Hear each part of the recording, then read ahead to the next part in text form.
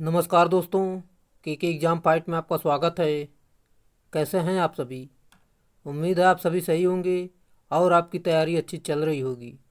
दोस्तों, आज हम इलेक्ट्रिशियन थ्योरी से कुछ महत्वपूर्ण प्रश्न लेकर आए हैं जो कि ये आपके किसी भी एग्ज़ाम के लिए महत्वपूर्ण साबित हो सकते हैं।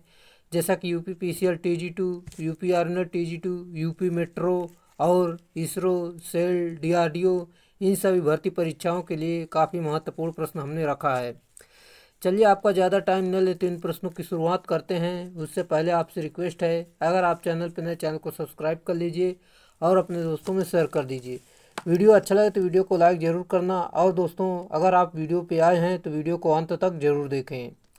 अगर आप हमारी पिछली वीडियो देखना चाहते हैं तो आप अभी वीडियो के अंत में प्लेलिस्ट का लिंक मिलेगा, आप उस पर क्लिक करके सारी वीडियो आसानी से देख सकते हैं। चलिए शुरुआत करते हैं। जैसा कि आज का हमारा प्रश्न है, यदि यदि दो समान आवेशों की दूरी दोगुनी हो जाए तो दोनों आवेशों के मध्य लगने वाला बल डैश डैश गुना डैश डैश जाता है। सही उत्तर, यदि दोनों आवेशों के बीच की दूरी दोगुनी हो जाए तो आवेशों के मध्य लगने वाला बल जो है 4 गुना घट जाता है, यानी ऑप्शन नंबर डी बिल्कुल सही उत्तर है। चलिए, कूलाम के नियमानुसार आवेशों के मध्य लगने वाले बल आकर्षण या प्रतिकर्षण बल एवं उनके आवेशों के गुणनफल के अनुक्रम समानुपाती तथा उनके बीच की दूरी के व्युत्क्रमानुपाती होता है। फार्मूला भी आप देख सकते हैं, जो कि F proportional Q1 into Q2 upon D square होता है, जो कि यहाँ पर प्रोपोर्शनल हटाएंगे तो यहाँ पर नियतांक लगाएंगे, जो कि यहाँ पर 1/4π0 into epsilon r Q1 into Q2 upon r d square होता है। चलिए, जैसे कि दो समान आवेशों की दूरी दोगुनी हो जाए तो दोनों आवेशों के मध्य लगने वाला बल जो है 4 गुना कम हो जाता है। अगला प्रश्न, वोल्टेज की इकाई इनमें से कौन सी है? सही उत्तर, जो कि ऑप्शन नंबर ए वोल्ट होती है। रेजिस्टेंस का मात्रक ओम होता है, धारा का मात्रक एम्पियर होता है, और ये तो रेजिस्टेंस का मात्रक ओम दिया गया है। यहाँ पर देख सकते हैं आप, इकाई धनावेश को एक बिंदु से दूसरे बिंदु तक ले जाने में किए गए कार्य को उन बिंदु के बीच का विभवांतर या वोल्टता कहते हैं।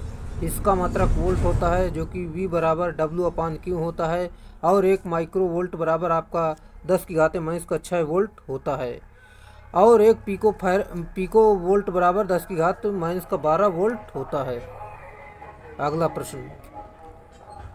अगला प्रश्न हमारा दिया गया, जो कि न्यूट्रॉन पर आवेश होता है। सही उत्तर 0 होता है। प्रत्येक परमाणु के बीच का भारी भाग होता है जिसे नाभिक कहते हैं। यह प्रोटॉन तथा न्यूट्रॉन नामक कणों से मिलकर बना होता है। प्रोटॉन पर धनावेश होता है, जबकि न्यूट्रॉन पर जो है ऋणावेश होता है। मतलब न्यूट्रॉन पर कोई आवेश नहीं होता है, इलेक्ट्रॉन पर जो है ऋणावेश होता है, और इस प्रकार नाभिक धनावेशित होता है। नाभिक के चारों ओर भिन्न भिन्न कक्षाओं में इलेक्ट्रॉन पर प्रोटॉन के धनावेश के बराबर ऋणावेश उपस्थित होता है। अगला हमारा प्रश्न दिया गया है, प्रोटॉन पर उपस्थित आवेश डैश डैश होता है। सही उत्तर धनावेश होता है। अगला प्रश्न हमारा दिया गया है, जो कि इस प्रकार है, जैसे कि 30 वोल्ट के स्रोत से जुड़े 5 किलो ओम के एक प्रतिरोधक द्वारा शक्ति की खपत क्या होगी? चलिए इसे सॉल्व करते हैं। जो कि शक्ति पूछा है, तो यहाँ पर देख सकते हैं P बराबर I² R होता है, और V²/R होता है। जैसे कि यहाँ पर वोल्टेज दिया गया, रेजिस्टेंस दिया गया, ये वाला फार्मूला रखेंगे यहाँ पर, जैसे कि 30 × 30 यानी V², मतलब ये 5 किलो ओम है, तो इसे रख के मान सॉल्व कर लेंगे तो आपका यहाँ पर आंसर निकल कर आ जाएगा 180 मिलो वाट। इसका राइट आंसर है। इस प्रकार सॉल्व कर सकते हैं। चलिए हम अगले प्रश्न की तरफ चलते हैं। 5 मिनट के लिए कार्यरत 1000 वाट 240 वोल्ट के विद्युत हीटर में उत्पन्न ऊष्मा की गणना कीजिए। चलिए यहाँ पर ऊष्मा की गणना करना है, मैं आपको दिखा देता हूँ। जो कि इस प्रकार फार्मूला होता है ऊष्मा का, H बराबर I²RT। जैसा कि यहाँ पर वाट दिया गया, वोल्टेज दिया गया है, टाइम दिया गया है। जैसे कि H बराबर I²T, यहाँ पर हमें जैसे कि निकालना है ऊष्मा। यहाँ पर पहले तो हम जैसे कि H बराबर W/T करेंगे, यहाँ पर मान निकालेंगे तो यहाँ पर 30 किलो जूल आपका सही उत्तर हो जाएगा। यहाँ पर जो 4 जीरो हैं, तो इसे 3 जीरो को यहाँ पर किलो में बदल लेंगे तो यहाँ पर 30 आपका सही उत्तर होगा। ऑप्शन नंबर सी बिल्कुल सही उत्तर है। उम्मीद है दोस्तों ये सवाल आपको पसंद मान लो समझ आया होगा। अगला प्रश्न जो कि एक 100 वाट 330 वोल्ट के लैंप को 330 वोल्ट आपूर्ति प्रदान की गई है। 100 वाट 110 वोल्ट के लैंप को 110 वोल्ट आपूर्ति प्रदान की गई है, तो उनके प्रतिरोध का अनुपात क्या होगा। जैसा कि इसे हम देखते हैं जो कि इस प्रकार दिए गए, जैसे कि इसे सॉल्व करते हैं। फार्मूला आपका होता है P बराबर जो कि VI होता है। यहाँ पर हम जानते हैं R बराबर जो कि दिया गया है R बराबर V²/P। इस फार्मूले पर मान रखेंगे, सॉल्व करेंगे तो आपका 9 इसका राइट आंसर निकल कर आ जाएगा। हमारा अगला प्रश्न दिया गया, किसी कार की संचालक बैटरी का विद्युत वाहक बल 12 वोल्ट है। यदि बैटरी का आंतरिक प्रतिरोध 0.4 ओम हो तो बैटरी से ली जाने वाली अधिकतम धारा का मान क्या होगा। फार्मूला होता है आपका I बराबर V/R। यहाँ पर फार्मूले पर मान रखेंगे जो कि यहाँ पर V का मान आपका 12 दिए गए है और यहाँ पर R का मान आपका 0.4 दिए गए है। यहाँ पर भाग देंगे 12 में 4 का, जो कि यहाँ पर देख सकते हैं आपका यहाँ पर सही उत्तर आ जाएगा 30। बिल्कुल राइट आंसर होगा, जो कि इसमें दशमलव चढ़ाएंगे ऊपर तो आपका 120 हो जाएगा।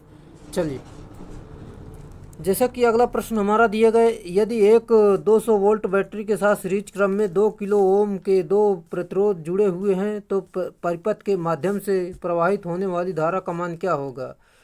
जैसा कि यहाँ पर हम 2 रजिस्टेंस जो हैं किस में जुड़े हुए हैं, जैसे सही सीरीज में जुड़े हुए हैं, इन्हें पहले जोड़ लेंगे सीरीज में, फिर इसके साथ हमें I बराबर V/R होता है, तो इस पर फार्मूला पर मान रखेंगे, सॉल्व करेंगे तो आपका 50 मिली एम्पियर इसका सही उत्तर हो जाएगा, जो कि इस प्रकार आप देख सकते हैं।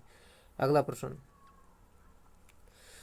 प्रश्न हमारा दिया गया जो कि इस प्रकार है, एक ड्राई सेल में बेलनाकार जिंक पाट जस्ते का बर्तन होता है जो एक डेड डैश के रूप में कार्य करता है। सही उत्तर कैथोड के रूप में कार्य करता है। एक ड्राई सेल में बेलनाकार जस्ते का बर्तन होता है जो एक कैथोड के रूप में कार्य करता है। शुष्क सेल को कार्बन जिंक सेल भी कहा जाता है। पात्र के ठीक मध्य में एक कार्बन की छड़ होती है जो एनोड का कार्य करती है। इस छड़ के चारों ओर एक मोटे कपड़े की थैली में manganese dioxide, carbon, ammonium chloride तथा जिंक क्लोराइड के चूड़ों को 10:10:2:1 के अनुपात में मिलाकर भरा जाता है। अगला हमारा प्रश्न दिया गया जो कि चित्र में दिखाए गए चेतावनी चिन्ह की पहचान करना है। इसका सही उत्तर आपका हो जाएगा जो कि यहाँ पर लेज़र रेडिएशन इसका सिंबल बना हुआ, ये इसका सही उत्तर है। चलिए अगला प्रश्न,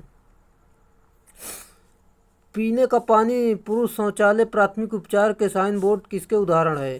सही उत्तर सूचनात्मक संकेत हैं। पीने का पानी पुरुष शौचालय प्राथमिक उपचार के साइन बोर्ड सूचनात्मक संकेत का उदाहरण होता है। यह वर्गाकार होता है जो हरे पर्दे पर श्वेत रंग का श्वेत संकेत होता है, जिसका उपयोग सुरक्षा उपाय की सूचनाओं को इंगित करता है। अगला हमारा प्रश्न नीचे दिए गए प्रतीक से संबंधित शब्द की पहचान करना है। ये आपको जो दिया गया है इसे आपको बताना है ये किसका सिंबल दिया गया है। सही उत्तर ये दास्ताना है, आप सभी को पता होगा। चलिए यहाँ पर देख लेते हैं प्रतीक जो दास्ताने का है। यह एक अनिवार्य संकेत दास्तानों को हाथ में पहनकर कार्यस्थल पर काम करना चाहिए, जिससे कि वर्कर को विद्युत का झटका, औजार का फिसलना एवं घर्षण आदि से सुरक्षा प्राप्त होती है। अगला है, निम्न चिन्ह का उपयोग डेड डैश के लिए किया जाता है। सही उत्तर पैदल पार पथ के लिए करते हैं। अगला प्रश्न, निम्नलिखित चिन्ह का उपयोग डेड डैश के प्रतीक के रूप में किया जाता है। राइट आंसर ये स्कूल का है, जो कि देख सकते हैं। अगला प्रश्न हमारा दिया गया है, किसी विद्युत परिपथ में होने वाला वोल्टेज ड्रॉप चुंबकीय परिपथ के किस पैरामीटर के अनुरूप होता है। सही उत्तर एमएमएफ यानी मैग्नेटोमोटिव फोर्स ड्रॉप इसका सही उत्तर है। किसी विद्युत परिपथ में होने वाला वोल्टेज ड्रॉप चुंबकीय परिपथ के एमएमएफ ड्रॉप के अनुरूप होता है। यहाँ पर और कुछ जानकारी हम आपको बताना चाहते हैं, जो कि फ्लक्स जो है ये धारा के मान लो इसमें जैसे कि चुंबकीय परिपथ में फ्लक्स होता है, उसी विद्युत परिपथ में धारा होता है। यहाँ पर रिलेक्टेंस होगा तो यहाँ पर प्रतिरोध होगा, यहाँ पर फ्लक्स घनत्व होगा तो यहाँ धारा घनत्व होगा। यहाँ एमएमएफ यानी मैग्नेटोमोटिव फोर्स होगा तो यहाँ ईएमएफ यानी इलेक्ट्रोमोटिव फोर्स होता है। यहाँ पर प्रवेशता होता है तो यहाँ पर इसका समानुपात जो होता है चालकता होता है। इसकी चुंबकशीलता होता है तो इसको विशिष्ट चालकता होती है। अगला प्रश्न, किसी चुंबकीय पदार्थ की चुंबकशीलता निम्न में से किसके परिवर्तन होने पर बदल सकती है? सही उत्तर, तापमान में परिवर्तन होगा तो बदल जाती है। यहाँ पर देखते हैं किसी चुंबकीय पदार्थ की चुंबकशीलता तापमान में परिवर्तन होने पर परिवर्तित हो जाती है।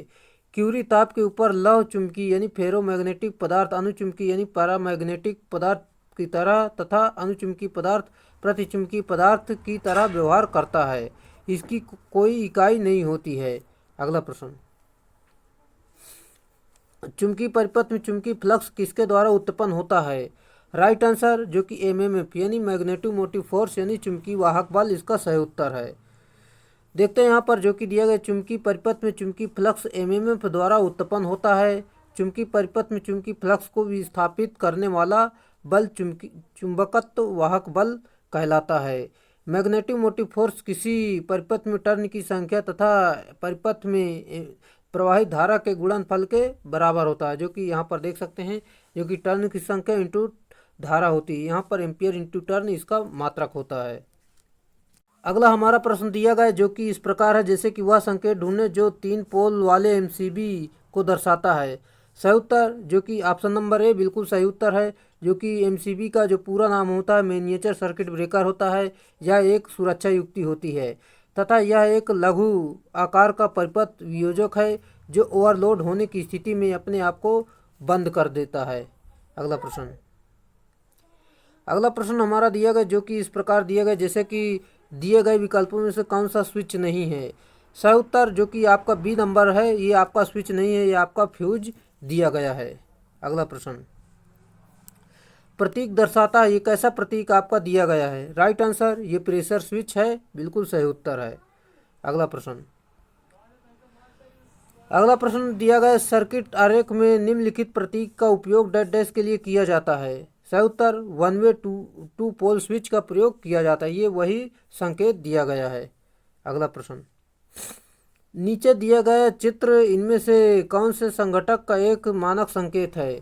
सही उत्तर, ये लाइट डिपेंडेंट रजिस्टर है यानी एलडीआर, ये इसका संकेत दिया गया है।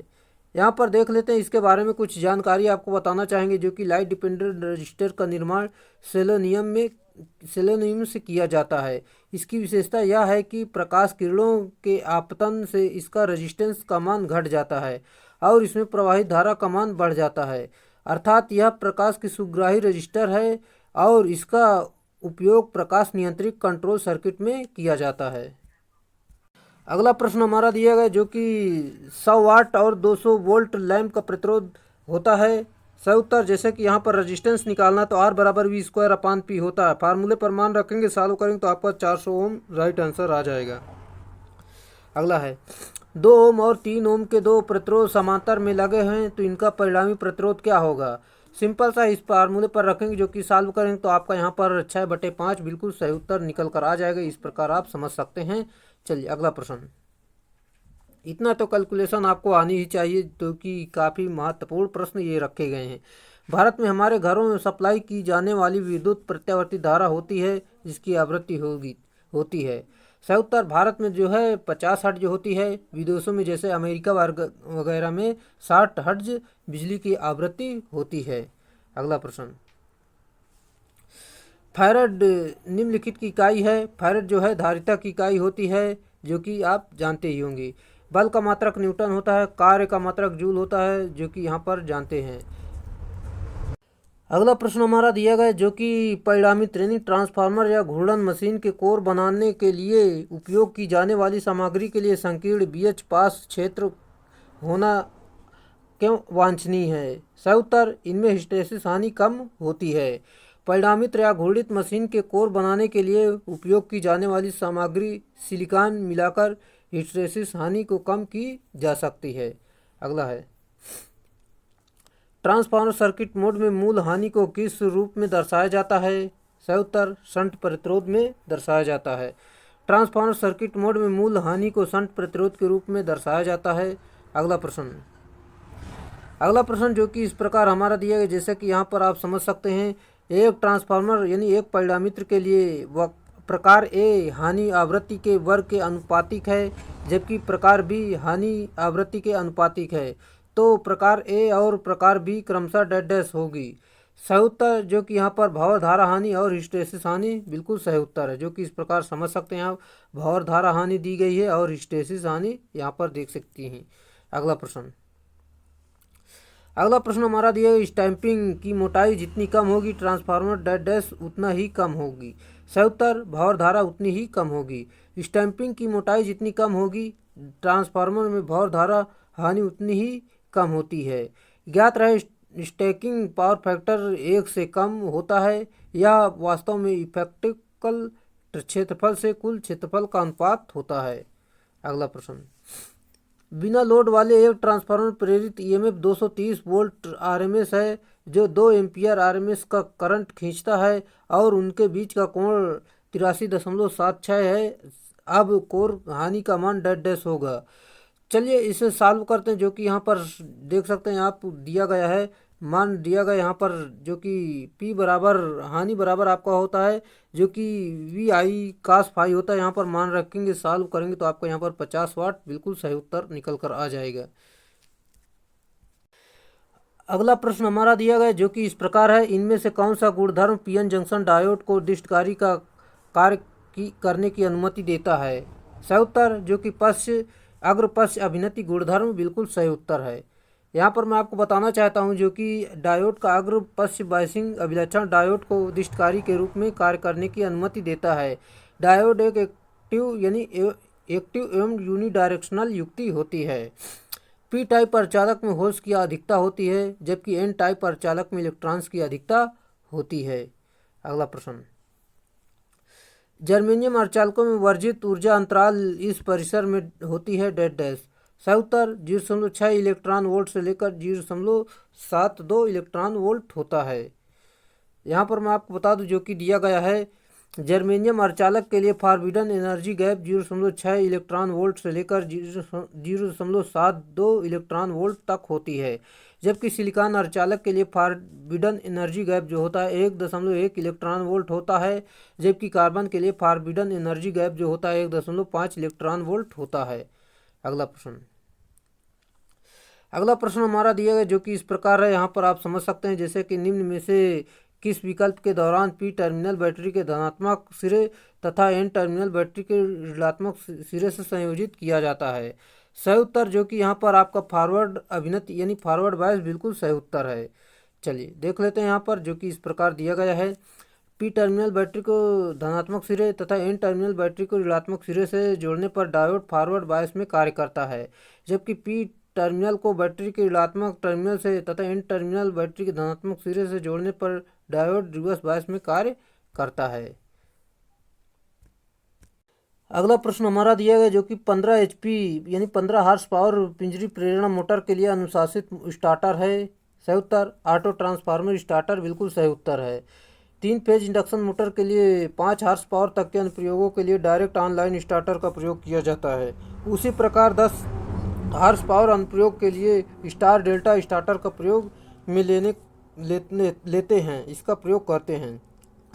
और 15 हार्स पावर के लिए स्टार्टर संकल्पना की जाए तो वह ऑटो ट्रांसफार्मर स्टार्टर का प्रयोग किया जाता है।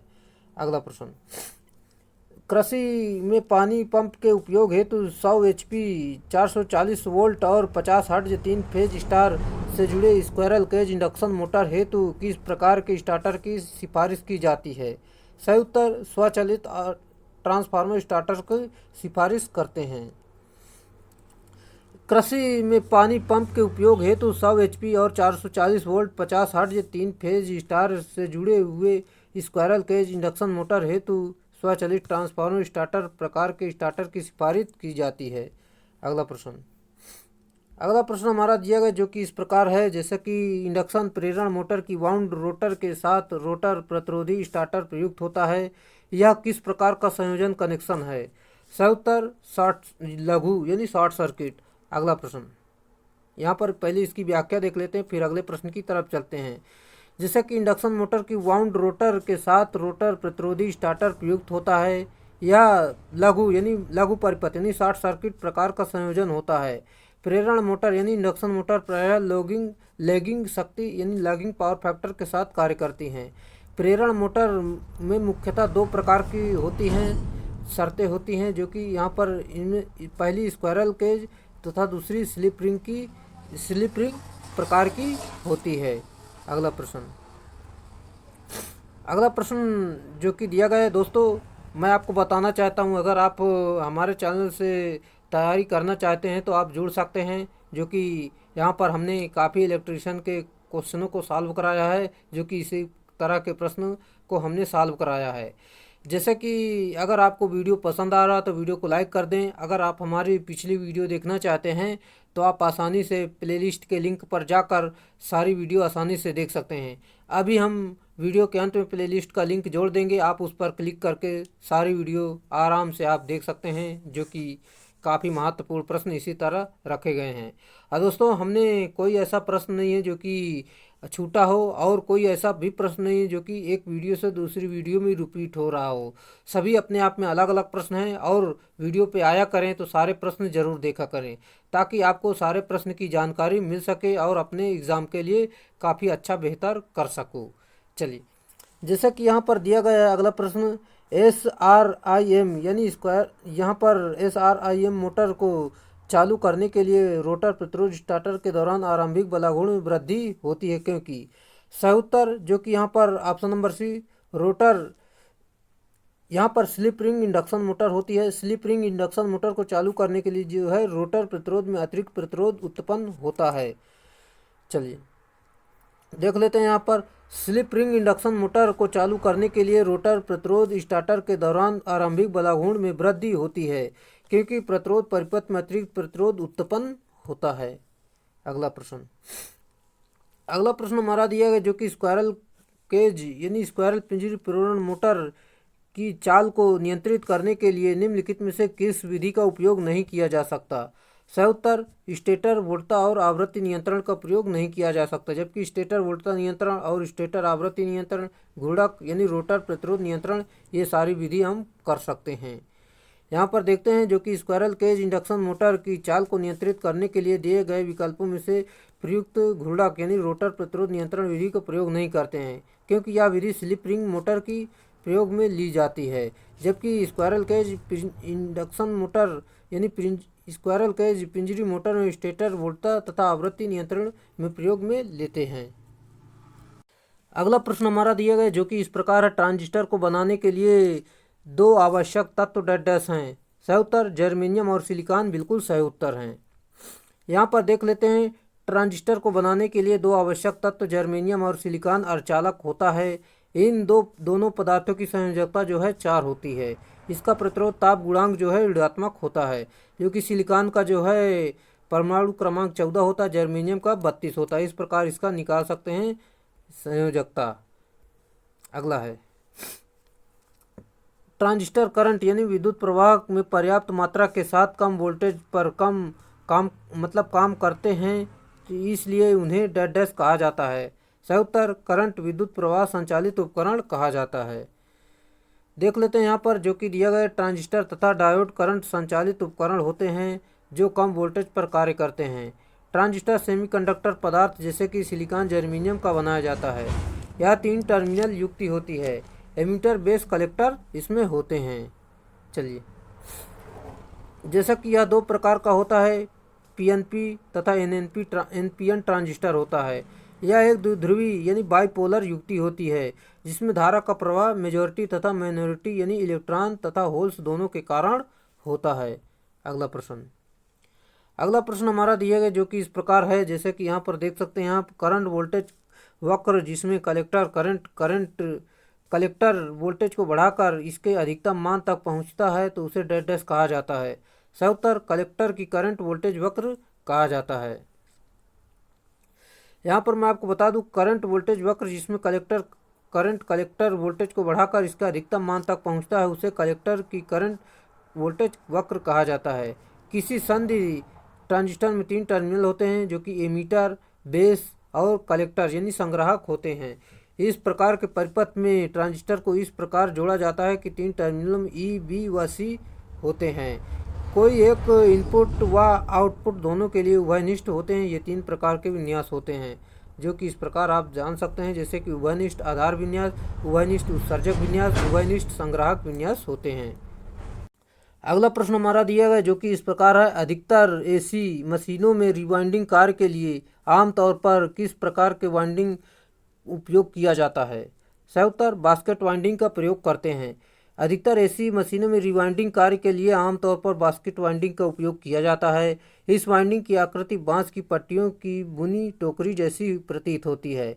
इसमें इनेक्टिव पावर्स एक दूसरे को क्रॉस करते हुए तथा कॉइल पिच समान रहती है। अगला प्रश्न हमारा दिया गया है जो कि दिए गए चित्र में निम्न में से कौन सा घुमाव इंगित करता है? सही उत्तर, ये इसकी कुंडल घुमाव है, ये इसका सही उत्तर है। जैसे कि यदि वक्र में कुंडलन यानी वाइंडिंग का समूह होता है और एक ही केंद्र होता है तो इस वक्र को क्या कहते हैं? सही उत्तर, केंद्रित वक्र कहते हैं। अगला प्रश्न हमारा दिया गया जो कि इस प्रकार है, जैसे कि यदि घुमाव में कॉइल की संख्या प्रति चरण केवल एक ही ध्रुव तो घुमाव को कहते हैं। सही उत्तर, सांद्रित वाइंडिंग कहते हैं। यदि वाइंडिंग में कॉइल्स की संख्या प्रति पोल्स की प्रति फेज एक हो तो सांद्रित वाइंडिंग कहलाती है।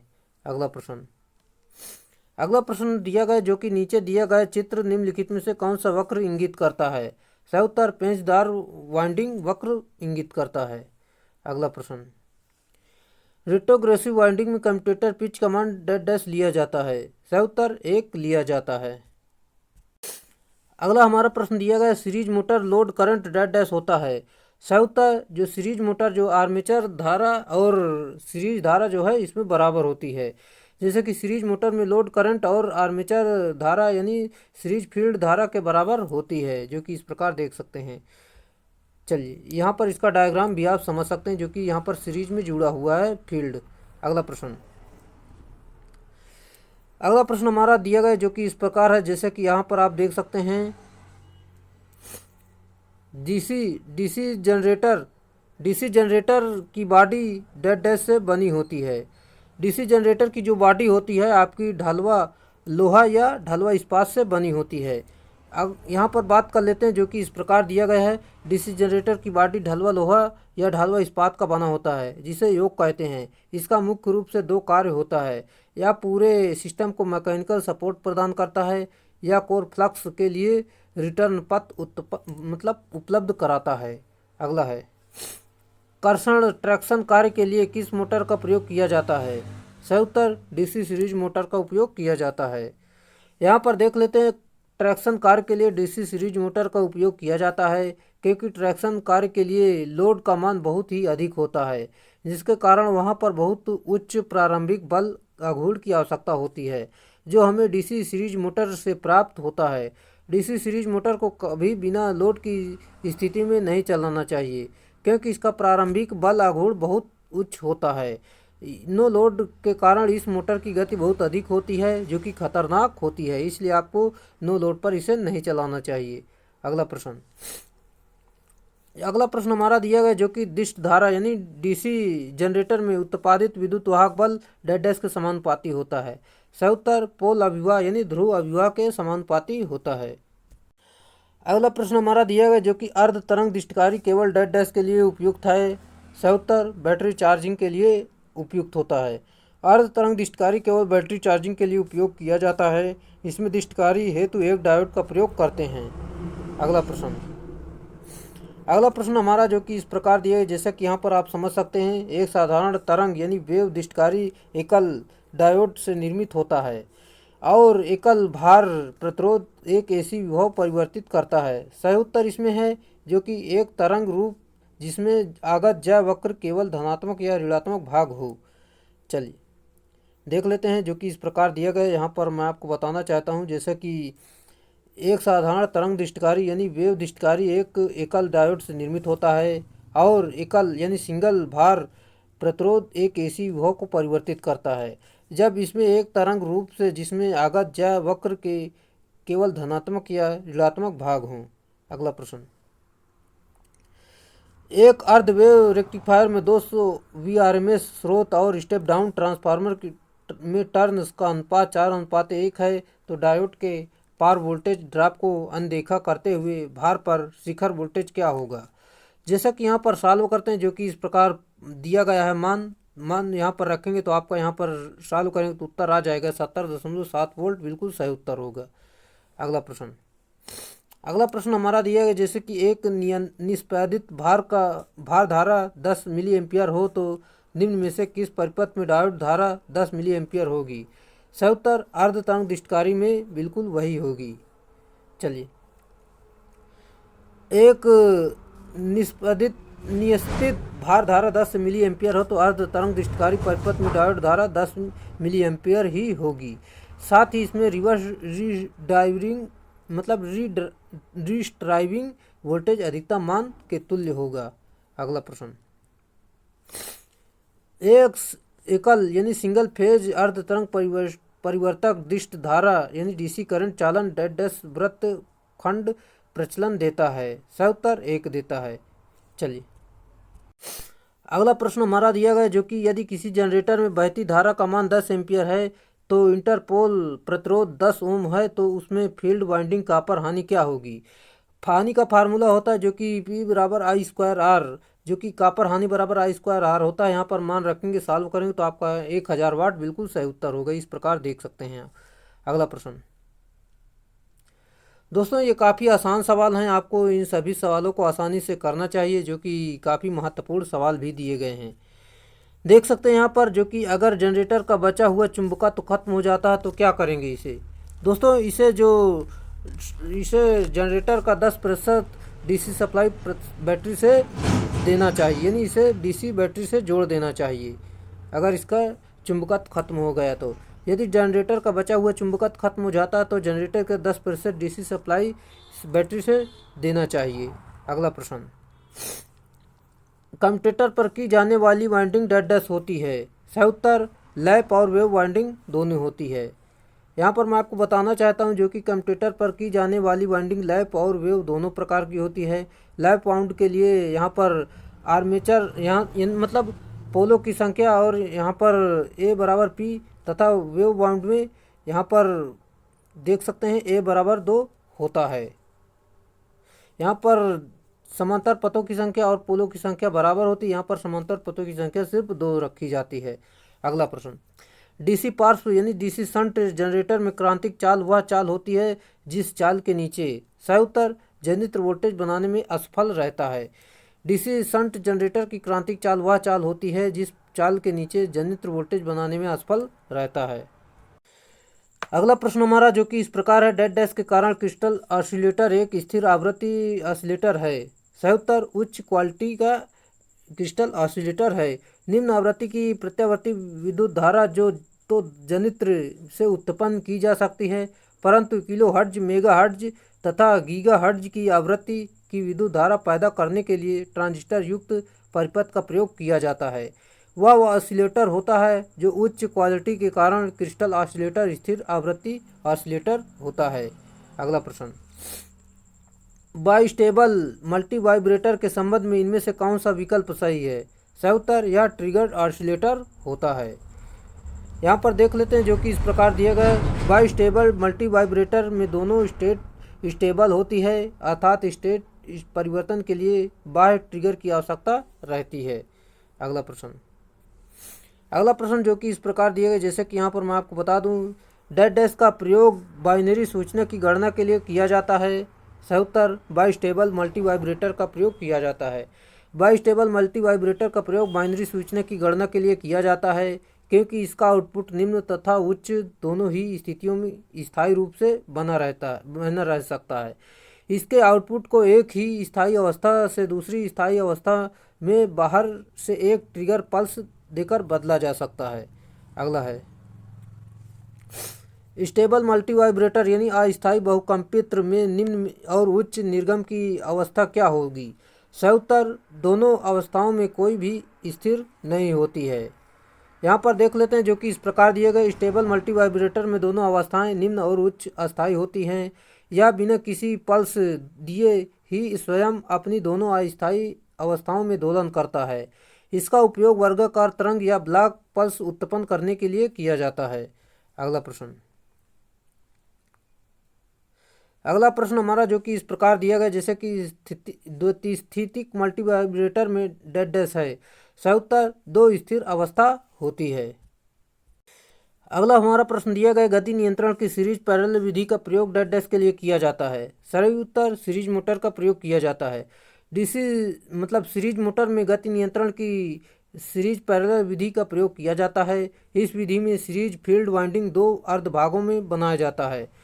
समान गति प्राप्त करने के लिए दोनों अर्ध भागों को सीरीज क्रम में संयोजित रहने दिया जाता है और समान से अधिक गति प्राप्त करने के लिए उन्हें एक चेंज ओवर स्विच की सहायता से समांतर क्रम में संयोजित कर दिया जाता है। यहाँ पर अगला प्रश्न देखते हैं जो कि इस प्रकार दिया गया है, जैसे कि यहाँ पर देख लेते हैं। स्टेपर मोटर में प्रयोग किए जाने वाला रोटर होता है। सही उत्तर स्थायी चुंबकीय प्रकार का होता है। स्टेपर मोटर का रोटर स्थायी चुंबकीय प्रकार का बना होता है। यह एक प्रकार का डीसी मोटर होता है। अगला प्रश्न हमारा जो कि इस प्रकार दिया गया, जैसे कि यहाँ पर जान सकते हैं आप। डीसी मोटर को स्टार्ट करने के लिए आप देखते हैं कि वह झटके से चालू होती है। इस प्रभाव का दोष क्या है? सही उत्तर स्टार्टर का कॉन्टैक्ट गड्ढा युक्त है। अगला प्रश्न यहाँ पर पहले देख लेते हैं। डीसी मोटर को स्टार्ट करने पर आप देखते हैं कि वह झटके से चालू होती है। इस प्रभाव का दोष स्टार्टर का कॉन्टैक्ट गड्ढा युक्त है, इसलिए वो झटके से चालू हो रही है। अगला प्रश्न, एक स्थिर वोल्टेज आपूर्ति से जोड़े गए 3 किलोवाट वाले डीसी शंट मोटर का वेग 2000 आरपीएम है। इस वेग को 2500 आरपीएम पर तक परिवर्तित करना है। किस वेग नियंत्रक विधि का प्रयोग करोगे? सही उत्तर क्षेत्र धारा को एक क्षेत्र रियोस्टेट से परिवर्तित करके करेंगे। चलिए अगले प्रश्न जाने से पहले मैं आपको बताना चाहता हूं दोस्तों, अगर आप हमारे चैनल पे आए हैं तो वीडियो को पूरा ज़रूर देखा करें, और अगर आप हमारी पिछली वीडियो सारी वीडियो आसानी से देखना चाहते हैं तो भी वीडियो के अंत में प्लेलिस्ट का लिंक मिलेगा, आप उस पर क्लिक करके सारी वीडियो आसानी से देख सकते हैं, जो कि ये आपके किसी भी एग्ज़ाम के लिए काफ़ी महत्वपूर्ण प्रश्न हमने रखा है इसमें। और सभी वीडियो आप ज़रूर देखें, क्योंकि कोई भी ऐसा प्रश्न नहीं है जो कि एक वीडियो से दूसरी वीडियो में रिपीट हो रहा हो। सभी अपने आप में अलग अलग प्रश्न हैं। चाहे तो आप एक बार देखकर ज़रूर देखिए, कई 3-4 वीडियो लगातार देखिए, आपको पता चल जाएगा कि एक भी प्रश्न सिंगल सा प्रश्न एक वीडियो से दूसरी वीडियो में रिपीट नहीं हो रहा। सभी अपने आप में अलग अलग प्रश्न हैं, इसलिए आप यहाँ पर तैयारी कर सकते हैं। काफ़ी अच्छी महत्वपूर्ण तैयारी कराई जा रही है। चलिए, जैसा कि दोस्तों अगर आपको वीडियो पसंद आ रहा है तो वीडियो को लाइक कर दें और अपने दोस्तों में इसे शेयर करना ना भूलें, और जो लिंक अभी मिलेगा आप उस पर क्लिक करके सारी वीडियो आसानी से देख सकते हैं। चलिए, जैसा कि वायु घर्षण द्वारा अवमंदन बलाघूर्ण टार्क किसके द्वारा विकसित होता है? सही उत्तर चालित सिस्टम यानी गतिमान यंत्र पर लगे चालित वेन द्वारा विकसित होता है। वायु घर्षण द्वारा डैम्पिंग आर्क अवमंदक बलाघूर्ण मूविंग सिस्टम पर लगे मूविंग वेन द्वारा विकसित होता है। अगला प्रश्न हमारा जो कि इस प्रकार है, अवमंदक यानी डैम्पिंग बलाघूर्ण केवल तभी संचालित हो सकता है जब सूचक यंत्र की गतिशील प्रणाली निम्नलिखित में से किस गतिविधि को संचालित कर रही होती है? सही उत्तर वास्तविक गतिशीलता। अवमंदन बलाघूर्ण केवल तभी संचालित हो सकता है जब सूचक यंत्र की गतिशील प्रणाली वास्तविक गतिशीलता को संचालित कर रही होती है। अगला प्रश्न हमारा दिया गया, इंस्ट्रूमेंट में अवमंदन आघूर्ण समानता उत्पन्न नहीं किया जाता है। सही उत्तर स्थिर वैद्युत रूप से नहीं किया जाता। अगला प्रश्न, निम्न में से कौन सा सबसे कुशल और बड़ी उपयोगी अवमंदन प्रणाली है? सही उत्तर भंवरधारा प्रणाली। भंवरधारा सबसे कुशल और उपयोगी अवमंदन प्रणाली है। यह moving iron, hot wire, galvanometer type उपकरणों आदि में प्राथमिकता योग्य है। अगला प्रश्न, किसी मापन उपकरण डंपिंग का प्रयोजन डेड डैश है। सही उत्तर संकेतक को तेजी से स्थिर स्थिति में लाना इसका सही उत्तर है। मापन उपकरण डंपिंग का प्रयोजन उपकरण को अपनी अंतिम स्थिति में तुरंत लाना तथा कंपन समाप्त करना है। डंपिंग त्रुटि को दूर करने के लिए आवश्यक है। अगला प्रश्न, माप उपकरण में विचलन अथवा परिचालन बल की आवश्यकता क्यों होती है? सही उत्तर सूचक को शून्य स्थिति से आगे बढ़ाने के लिए इसकी आवश्यकता होती है। जैसा कि यहाँ पर मैं आपको बता दूं, इस प्रकार दिया गया माप उपकरण में विचलन तथा परिचालन बल की आवश्यकता हो सूचक को शून्य स्थिति में आगे बढ़ाने के लिए होता है, जबकि अवमंदक बल कंपन समाप्त करता है। अगला प्रश्न हमारा दिया गया, प्राइमरी वाइंडिंग के मध्य प्रवाहित धारा के द्वारा उत्पन्न फ्लक्स किसमें ईएमएफ प्रेरित करता है? सही उत्तर प्राइमरी वाइंडिंग एवं सेकेंडरी वाइंडिंग दोनों में प्रेरित करता है। प्राइमरी वाइंडिंग के मध्य प्रवाहित धारा के द्वारा उत्पन्न फ्लक्स प्राइमरी वाइंडिंग एवं सेकेंडरी वाइंडिंग दोनों में ईएमएफ प्रेरित करता है। अगला प्रश्न हमारा दिया गया, ट्रांसफार्मर की शून्य भार धारा प्रयुक्त वोल्टता के पश्चिगामी होती है। सही उत्तर 75 डिग्री। ट्रांसफार्मर की शून्य भार धारा प्रयुक्त वोल्टता के 75 डिग्री के पश्चिगामी होती है। अगला प्रश्न, किसी ट्रांसफार्मर का लघु पथ परीक्षण देता है? सही उत्तर समतुल्य प्रतिरोध और क्षरण प्रतिघात बिल्कुल सही उत्तर है। यहाँ पर मैं आपको बता दूं, जो कि किसी ट्रांसफार्मर का शॉर्ट सर्किट परीक्षण और उस ट्रांसफार्मर के समतुल्य प्रतिरोध और क्षरण प्रतिघात में बदलता है। अगला प्रश्न, जैसा कि ट्रांसफार्मर में गुंजन रव का कारण है। सही उत्तर जो कि चुंबकीय विरूपण इसका सही उत्तर है। अगला प्रश्न, एक शक्ति यानी पावर ट्रांसफार्मर में भार धारा यानी एडी करंट क्षति को कम की जा सकती है। सही उत्तर पटलीकरण यानी लेमिनेशन की मोटाई को कम करके। अगला प्रश्न, यहाँ पर देख लेते हैं इसकी व्याख्या पहले। यदि शक्ति ट्रांसफार्मर में होने वाली भार धारा क्षति को कम करने के लिए उसे पटलीकरण किया जाता है तथा पटलीकरण की मोटाई को कम करके भार धारा हानि और घटाया जा सकता है।